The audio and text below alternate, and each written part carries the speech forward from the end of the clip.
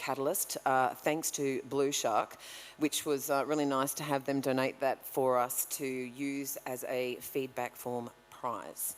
Also, you'll notice the lack of registration bags this year due to COVID and a lot of those government restrictions. We decided to avoid manhandling a lot of content and sticking it in a bag. It saved us a lot of time and effort as well, considering we tried to jam everything into one day. Our forum sponsors, Coca-Cola South Pacific, WWF Australia, of course, partners with the Great Barrier Reef Foundation, which is the perfect segue into our first speaker today. Many of you will be aware that the Great Barrier Reef Foundation were given the task of getting the funding from the government out to initiatives like this one.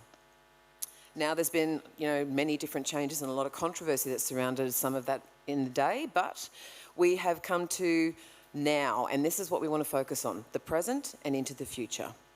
Growing up on an irrigation farm on the Darling Downs provides our first speaker with an understanding of life on the land and connection to its people. Working with the Queensland agricultural sector for most of his working life, including leading on behalf of irrigators the review and transition to local management of 4 Queensland Channel irrigation schemes, Robert Speed is currently the Director of Water Quality for the Great Barrier Reef Foundation.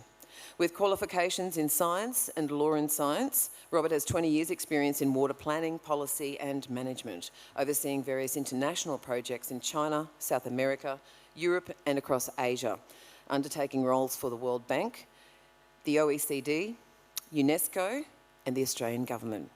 Please make him feel warmly welcome here in Townsville as he makes his way from the back of the room. Robert Speed.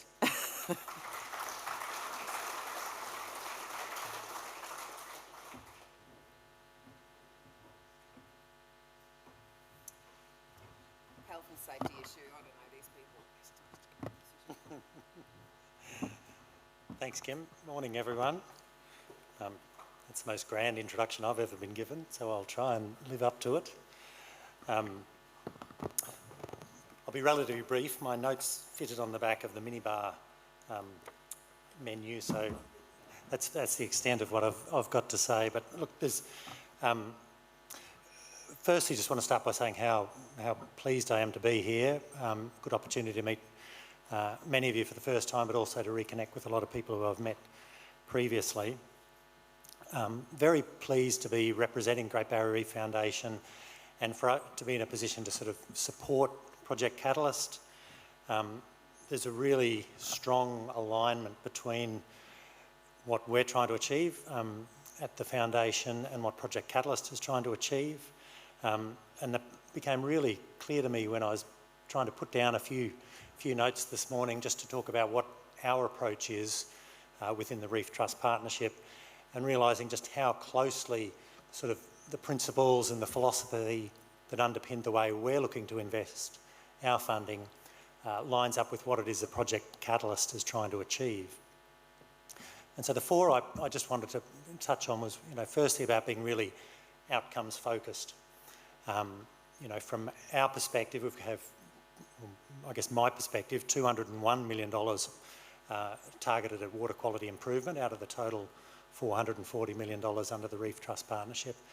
And we're very much focused on making sure we can demonstrate real outcomes at the end of that.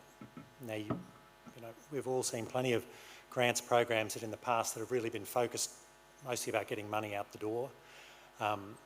We're not interested in that. We're interested in the final outcome, and recognise very much that that's what Project Catalyst is also about.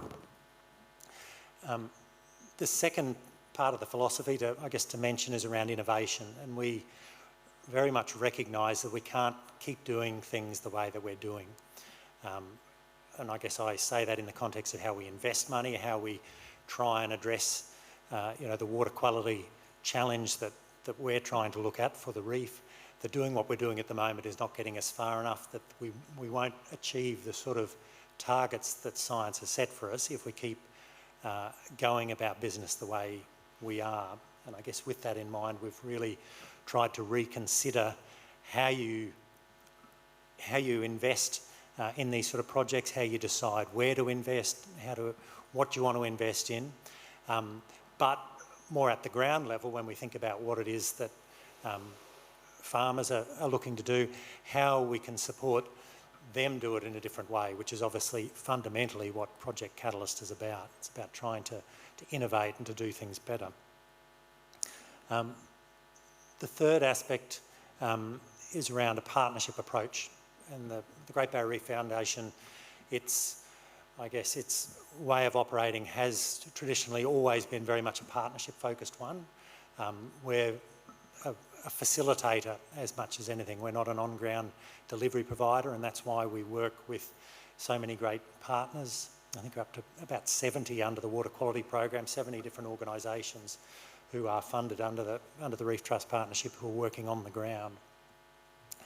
The final and perhaps most, the point that's probably closest to my heart is the importance in the way we're investing is to make sure that we're achieving sustainable outcomes and outcomes that are supported by the community, because we recognise that there's no point investing in any sort of change if it's not going to endure, and the only sorts of change that is going to work is one that works for the people on the land.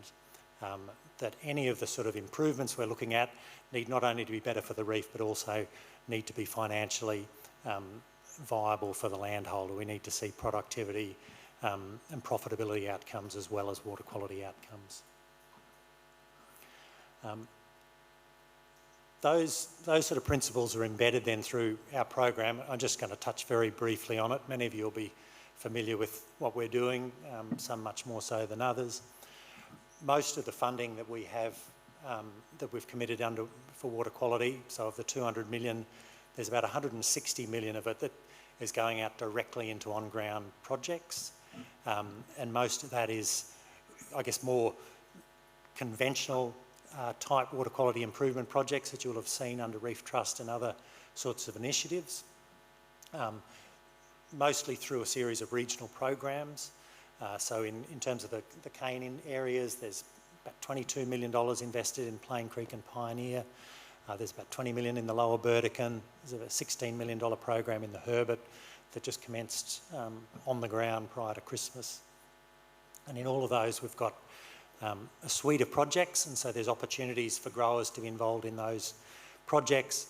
And they're also, though, facilitated and coordinated on the ground locally by local organisations. Not only the projects, but the programs as a whole are supported by a local program manager and coordinator.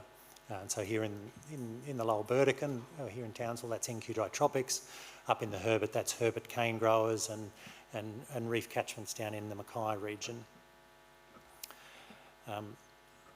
As I say, these programs are focused very much on trying to build on the knowledge that we already have about how we can implement water quality improvement. And pleased to say that in a couple of these programs at least to date, so in the Lower Burdekin and in the Herbert, there's further work that's being implemented by Catchment Solutions, which is looking at rolling out its broader adoption strategy. So taking a whole lot of the ideas that have been tested and proven through Project Catalyst, trying to expand them out to a broader suite of growers. The last thing I wanted to touch on was just to give a brief overview of our innovation program. So as I say, the majority of the funding is rolling out into more conventional on-ground projects, albeit trying to do those in a better way and a smarter way, and to draw in, the best of what we know. We have a $10 million program separate to that, though, which is solely focused on innovation. So trying to come up with the new ideas, the new ways of doing things.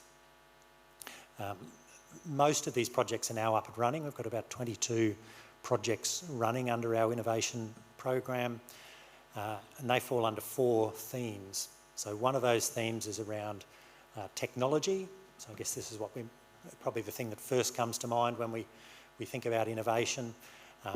New approaches, new tools for doing things, whether it's for farming, for restoring landscapes, for so on, doing these things in a better way, a smarter way. We'll hear this afternoon about a number of our projects. I'm really pleased to see on the agenda that are providing overviews, but so these include the work the JCU's doing at looking at robotic weed control for more precise use of herbicides. We have another JCU-led project, again working here in the lower Burdekin, which is looking to develop an app to support irrigation, so to provide sort of easily digestible information for landholders about what different irrigation strategies might lead to help make better decisions around irrigation. There's a pharmacist project, again, we'll hear about this afternoon, looking to develop a new type of planter to support multi-species fallow cropping. There, I guess, some of the examples of another one there is further support for the continuation of the enhanced efficiency fertiliser trials that SRA has been undertaking. So there's some more work being invested in that, and included in that is some assessments, so that at the end of it we'll have a tool that can help people better understand where there's best value from using enhanced efficiency fertilisers, so which the regions based on soil type and so on, where we'll get the best sort of outcomes from those. Second theme is around innovative financing, and this theme is about trying to develop ideas for how we can get more funding into water quality improvement, and how we can generate greater incentives for people, including landholders, to make changes that will deliver water quality outcomes. And so this includes a project through CSIRO and Peter Thorburn, which is further trialling work he's been doing about developing a nitrogen insurance product. For those of you unfamiliar with that, it's the idea of having insurance that as a landholder you could take out to insure against any risk of you applying less fertiliser. We heard in one of the presentations earlier on the video about a grower who was sort of concerned that if there was a lot of rain that came, that maybe the crop wouldn't be able to produce all that it needed. And that's the idea of this type of product, is to say that, okay, you put on enough fertiliser to get you through 8 or 9 of the years, and in that, if you have a particular year when the conditions mean you would have been able to produce more, then the insurance would pay you any of the lost income. And that's the sort of product that could be very attractive to an investor like the Great Barrier Reef Foundation, to basically say, we'll pay the cost of that insurance. The landholder wins. There's no commitment for them. They don't have to pay for it. They can use less fertiliser in most years, and in the odd year when there may be some downside, that's covered through the insurance. So looking more at ideas like that. Another one in the innovative financing area, which is particularly interesting, I think, is a project by a group called Cultivate Farms, and they're looking to match aspiring and retiring farmers. So they look to identify young would-be farmers who'd like to take over a farm but who have barriers as a result of capital, the cost of purchasing a farm, and try and match them up with people who are trying to get off the land but maybe don't know quite how to do that in a way that's meets all of their needs. And so they're trying to marry those two up with transition arrangements other than just a straight out sale, in a way that that works for both. And I guess from our perspective as an investor, we'd want to see that as that part of that transition and improvement in practices, which I guess you'd often expect with a new generation, a younger generation coming in, to have that drive better water quality outcomes. There's another suite of projects we're investing in which are around planning, so trying to look at how we gather more or better information around the landscape to help us implement projects in a more efficient way. And so, for example, there's a project that Jarragon and DAF are implementing up in the Russell catchment, which is mapping soil types to support future nutrient planning initiatives. And the final theme here is the one I'm perhaps most interested in, but which is yet to start and is still to come, which is around data management. And so we think there is a real opportunity for all of us to better use the information that is out there, particularly the information that is held by landholders, in a way that helps you as landholders to farm better, but also allow investors like the Great Barrier Reef Foundation to invest their funds in a way that's going to get the best outcome, and for us to all to understand whether what we're doing is actually working. So whether the changes we're making are getting the productivity and profitability and water quality outcomes that we want, because the existing tools, the existing reporting systems, I don't think are delivering that, certainly not to the extent that we need them to. So we're really interested in supporting the establishment of grower-owned, grower-managed data hubs, data cooperatives perhaps, as a way to allow growers to access their data in a way that helps them better visualise it, make better decisions based on all the information that's there, that does that in a way that respects the privacy and recognises the sensitivities around data, but also allows that information to be aggregated and scaled up, you know, in a de-identified way that would allow, for example, growers to benchmark themselves against others in their region or elsewhere, as a way to understand, you know, how am I going, and how are people who are trying these other things, how's it working for them? So that's sort of the one piece of the puzzle that we're yet to get into place, I guess, but that's to come this year. In terms of what next, most of our programs are now up and running, and so I would really encourage you to look for the opportunities to be involved in them. There's lots of information on our website and on our partners' websites. Really keen to have as many people engage with the projects and involved. So look, please do look out for opportunities there. That's all from me. Look forward to meeting many of you over the next couple of days, and enjoy the forum. Thank you.